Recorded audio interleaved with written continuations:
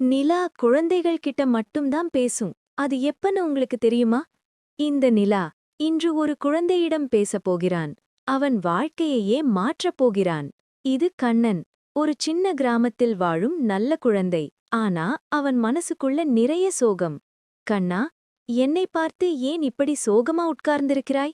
நிலா, எனக்கு யாரும் நண்பர்களில்லை. எல்லாரும் விளையாடுறாங்க. நான் மட்டும் தனியா இருக்கேன். கண்ணா, என்னைப் பார். நானும் ஒவ்வொரு நாளும் தனியாகத்தான் வானிலிருக்கேன். ஆனா இந்த உலகத்துக்கே ஒளி கொடுக்கிறேன். தனிமை என்பது பலவீனமில்லை கண்ணா, அது ஒரு வலிமை. நிலா, நானும் உன்னைப் போல தைரியமா இருக்கணும். என்னால முடியும் இல்லையா? நிச்சயமா முடியும் கண்ணா. உன் ஒளி உன்னுக்குள்ளதான் இருக்கு. அடுத்த நாள் கண்ணன் தன்னம்பிக்கையோடு வெளியே வந்தான். அவன் முகத்தில் ஒரு புதிய சிரிப்பு. அவன் நண்பர்களுடன் சந்தோஷமாக விளையாடினான். அவன் தனிமையை வென்றான்.